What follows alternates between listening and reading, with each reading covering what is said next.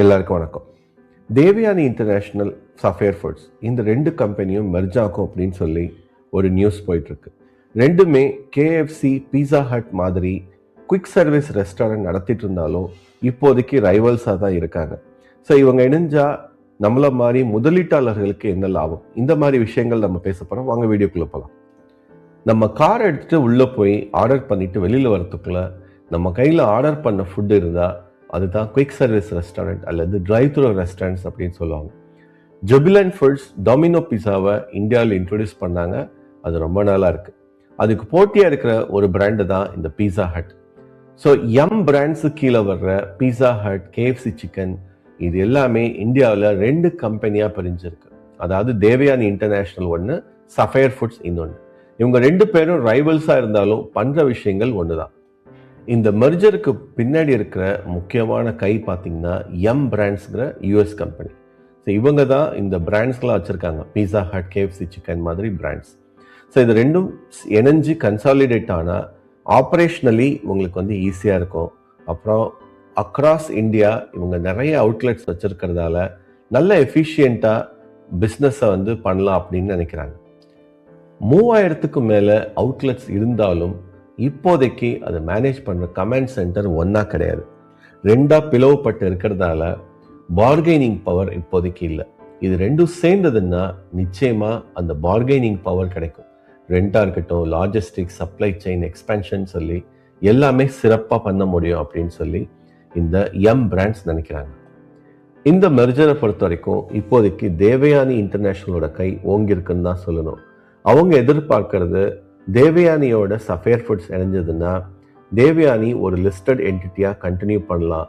So control எல்லா விஷயத்துலையும் உங்களுக்கு கிடைக்கும். அது கேபிட்டல் டெசிஷனாக இருக்கட்டும், இதுக்கு ஃபியூச்சரில் ஃபண்ட் ரைசிங்காக இருக்கட்டும், எல்லாமே தேவயானி கையில் இருக்கும். இந்த பர்டிகுலர் செக்டாரில் வேல்யூவேஷன் கொஞ்சம் கஷ்டம்.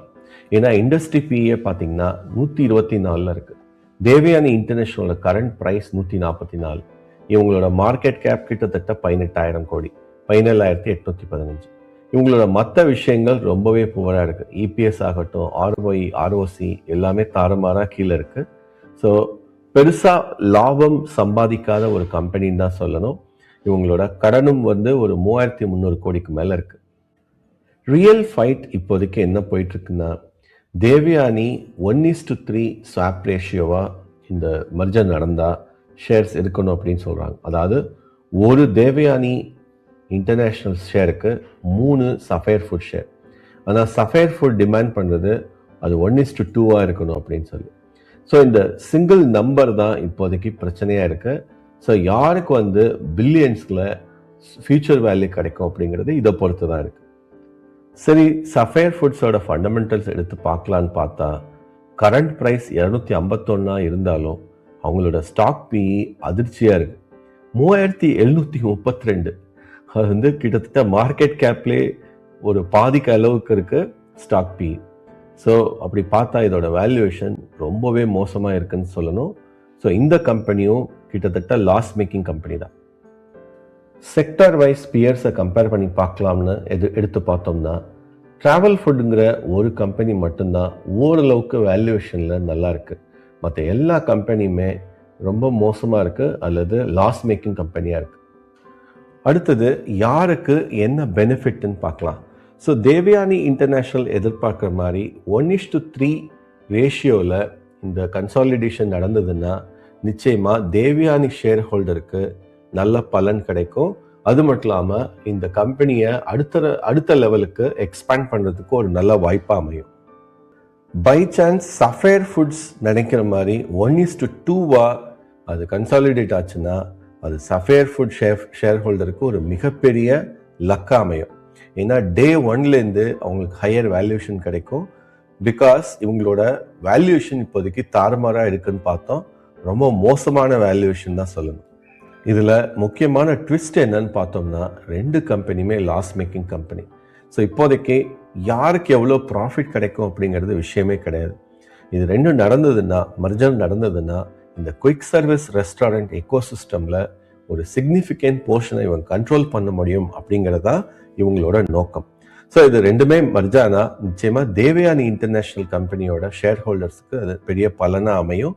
ஏன்னா அவங்களுக்கு ஷேர் கிடைக்கிறது மட்டும் இல்லாமல் அதுக்கப்புறம் அங்கேருந்து கன்சாலிடேட் ஆகி ஒரு நல்ல வளர்ச்சி இருக்க வாய்ப்பு இருக்கு. ஸோ நம்ம என்ன நடக்குதுன்னு வெயிட் பண்ணி தான் பார்க்கணும்.